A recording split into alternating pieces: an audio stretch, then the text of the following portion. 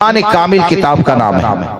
اور اس کتاب کی اہمیت کو دیکھتے ہوئے امام اہل سنت نے اس پر حاشیہ تحریر فرمایا۔ تخلیق ملائکہ کے حوالے سے اعلیٰ حضرت سرکار نے ایک بات تحریر فرمائی جس کا خلاصہ آپ فرماتے ہیں کہ جب مومن، حدیث پاک میں آتا ہے جس کا خلاصہ کہ آپ نے لکھا کہ جب کوئی مسلمان اپنے مسلمان بھائی کے دل میں خوشی کو داخل کرتا ہے، یعنی ایسے نہیں کہ ٹی وی لا کر دے تو لا کر، گناہ کی بات نہیں ہے، کوئی یہ نہ سمجھے خوشی داخل کریں کہ بیوی نے کہا ٹی وی لگا دو تو بولے کہ میں تو بیوی کے خوشی کے داخل کر رہا ہوں، ایسا نہیں۔ نیک کام جس کی شریعت نے اجازت دی ہے اس کی بات چل رہی ہے کہ جب مسلمان اپنے مسلمان بھائی کے دل میں خوشی کو داخل کرتا ہے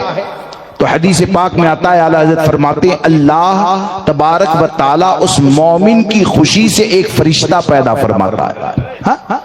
اس مومن کی خوشی سے سبحان اللہ ایک فرشتہ پیدا فرماتا ہے، اور جب وہ مسلمان خوشی کو داخل کرنے والا یعنی مومن کو راضی کرنے والا جب قبر کے اندر جاتا ہے، چاروں طرف اندھیرا ہوتا ہے، وہ فرشتہ جا کر کہتا ہے مجھے پہچانا؟ بولے کہ نہیں، بولے کہ میں تمہاری وہ خوشی ہوں جو فلاں مسلمان کے دل میں تم نے داخل کی تھی،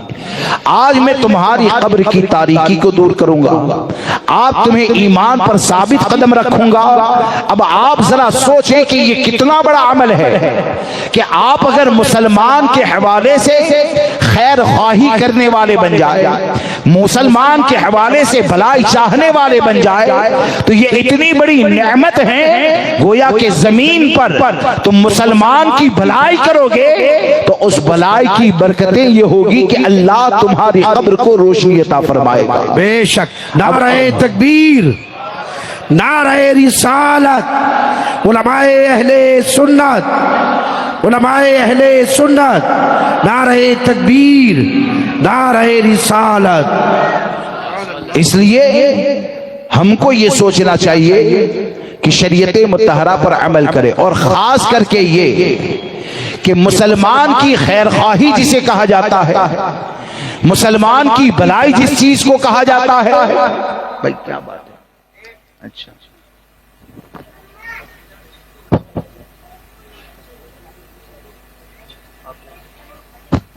آپ صرف میری طرف دیکھیں، ٹھیک ہے کہ بس میرا وقت ختم ہو رہا ہے، مجھے نکلنا ہے کہ مسلمانوں کی خیر خواہی جو ہے نا، میں تو یہ کہتا ہوں کہ آج کے وقت میں باپ اگر اپنی بیٹے کی خیر خواہی کرنے والا بن جائے وہ بھی بڑا انعام ہے۔ باپ اپنے بیٹے کی خیر خواہی کر، یعنی حرام کا مال کماتے ہیں، وہ سمجھتے ہیں میں نے محل بنا لیا، وہ سمجھتا ہے میں نے 40,000 کا موبائل دے دیا، وہ سمجھتا ہے میں نے یہ دے دیا وہ دے دیا۔ ارے سب سے پہلے تو اپنے اوپر ظلم کرنے والا ہے، اس کے بعد اپنی نسلوں پر ظلم کرنے والا ہے، کیونکہ حرام کا لقمہ جو ہوگا تو حرام کے لقمے کے ذریعے اگر بقرہ بھی کھلائے گا تو وہ دل کو مردہ کرے گا، اور حلال کے لقمے کے ذریعے اگر سوکھی روٹی بھی کھلائے گا تو وہ سوکھی غلام غوث اعظم بنائے گا۔ کیوں کہ حلال کا اپنا ایک اثر ہے، حرام کا اپنا ایک اثر ہے۔ آج آدمی کیا سوچتا ہے یہ کتنا بڑا ظلم ہے؟ آپ نے کبھی سوچا، آپ نے کبھی غور کیا کہ نبی اکرم صلی اللہ تبارک و تعالی علیہ وسلم اپنے شہزادوں سے کتنی محبت کرتے تھے؟ حسنین کریمین سے کتنی زیادہ محبت کرنے والے تھے؟ آپ کی محبت کا عالم کیا تھا؟ یعنی یہ وہ لوگ ہیں کہ حسنین کریمین اگر روئے تو ہمارے آقا بے چین ہو جائے، لیکن ایک مرتبہ بچپن میں حضرت امام حسن مصطفیٰ یہ چھوٹے تھے، صدقے کی کھجور کا ٹوکرا آتا ہے، گھٹنوں کے بل چل کر جاتے ہیں، کھجور کو منہ میں داخل کر لیتے ہیں، بچے ہیں، تو ہمارے آقا نے یہ نہیں سوچا کہ حسن کا رونا مجھے بے چین کر دیتا ہے، بچے کے منہ سے کھجور کو نکالوں گا تو رونے لگے گا۔ ہمارے آقا صلی اللہ تعالی علیہ وسلم نے اس کھجور کو حضرت امام حسن مصطفیٰ کے منہ سے باہر نکالا، فرمایا کخ کخ چھی چھی۔ اب آپ سوچیں کہ اس سے تربیت اولاد کا طریقہ بھی بتایا گیا، اس سے اولاد سے محبت کا طریقہ بھی بتایا گیا کہ تم نے اگر اپنی اولاد کو لقمہ حلال کھلایا تو اگرچہ جھونپڑے میں رکھتے ہو، اگرچہ سادہ کھانا کھلا سکتے ہو، آپ یہ مت سوچنا کہ وہ ناکام ہو گئے، ارے حلال کی سوکھی روٹی بھی کھلاؤ گے تو وہی بچہ تمہارے لیے بڑھاپے کا سہارا بنے گا۔ بلکہ میں تو یہ کہتا ہوں کہ اگر لقمہ حلال کھلاؤ گے تو وہ صرف بڑھاپے کا سہارا نہیں بلکہ جنت کا سہارا بھی بنا دیا جائے گا۔ شرط یہ ہے کہ لقمہ حلال کھلائیں۔ آپ ذرا دیکھیے کہ حضور غوث پاک رضی اللہ تبارک و تعالیٰ آج کا ماحول کیا ہے، لوگ بھی ظاہر کو دیکھتے ہیں، اور ہمارے یہاں بعض لوگ تو تعریف بھی کرنے، ڈرگس بیچنے والا اگر پیسے ایسے نکال کر 2000 دے دینا تو کہتے ہیں حضرت اگرچہ حرام کماتا ہے لیکن دل کا بادشاہ ہے، دل کا بادشاہ ہے، دے دیتا ہے۔ رمضان میں روزانہ لائن لگتی ہے، فلاں کمانے والا محنت سے وہ تو نہیں دیتا ہے لیکن وہ دے دیتا ہے۔ ارے اس کو محنت لگی کہاں ہے، وہ تو دے ہی دے گا نا، اس کو محنت لگی کہاں ہے، وہ تو دے دے گا۔ اور پھر کیا کہتے ہیں کہ یہ سخی ہے، ارے سخی نہیں ہے جو حرام مال کو اللہ کی راہ میں خرچ کرے نا اور معاذ اللہ یہ سوچیں کہ اس سے اللہ راضی ہو جائے گا۔ حضرت امام تستری فرماتے ہیں یہ ایسے ہی ہوتا ہے جیسے کہ کسی کا کپڑا ناپاک ہو جائے اور پیشاب سے پاک کرنے کی کوشش کرے۔ حرام کے مال کو خرچ کرنے والا یہ ایسا ہوتا ہے۔ اور پھر یہ کہ حضور غوث پاک رضی اللہ تبارک و تعالی وہ تو غلط قسم کے تحفے تحائف، یعنی آپ کا پہلا معمول تو یہ تھا کہ آپ تمام تحفے غریبوں میں تقسیم فرماتے تھے،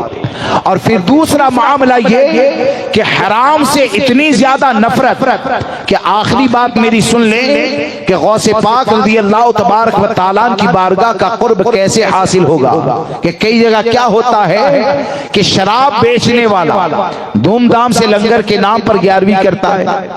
لوگ کھاتے بھی ہیں، ڈرگس بیچنے والا 11ویں کرے گا،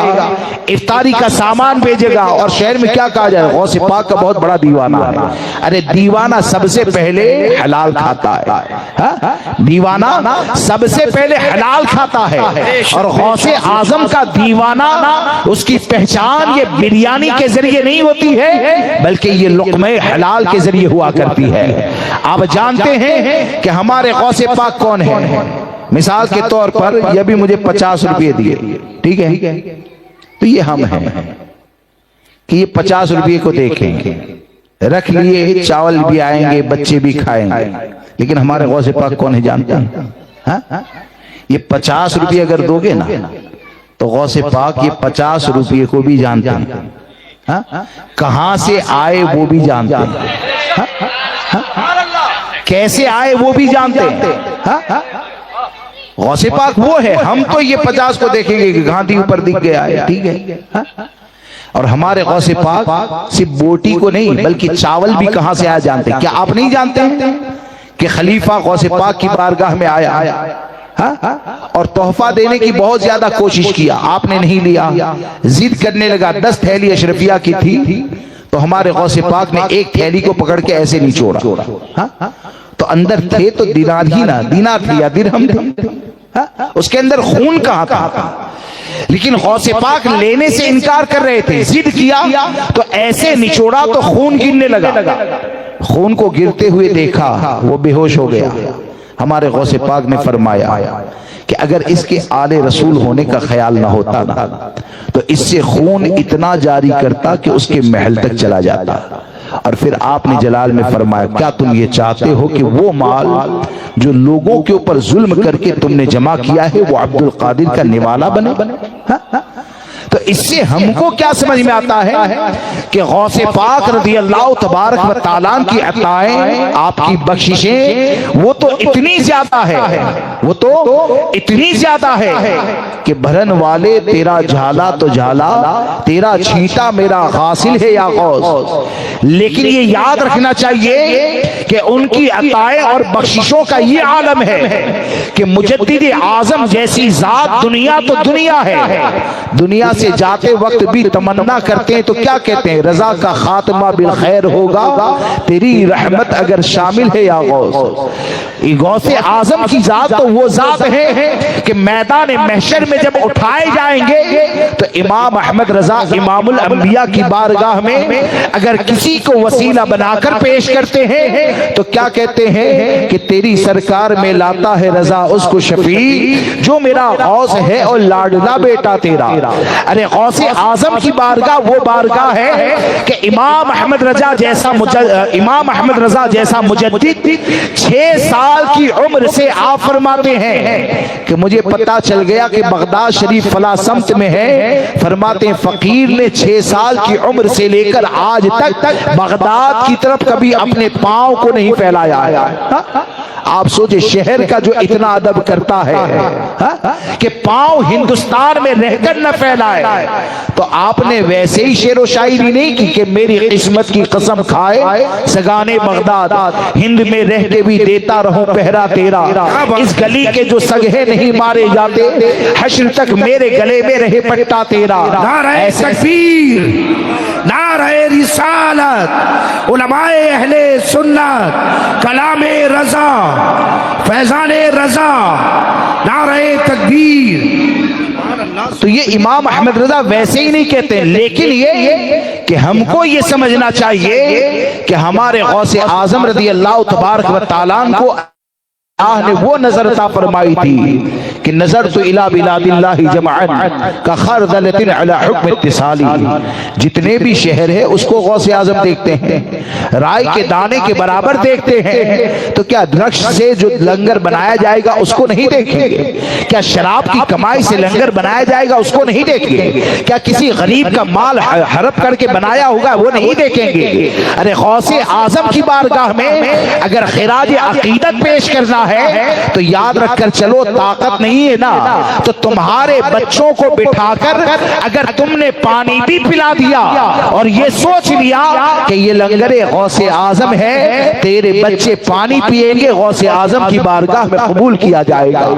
اللہ مجھے آپ کو سب کو تعلیمات غوث اعظم پر عمل کی توفیق عطا فرمائے۔ بولنے میں جانے انجانے مجھ سے کوئی بھی غلطی ہو گئی ہو آپ سب کو گواہ بنا کر توبہ کرتا ہوں۔ استغفر اللہ ربی من کل ذنب واتوب الیہ، لا الہ الا اللہ محمد رسول اللہ صلی اللہ علیہ وسلم۔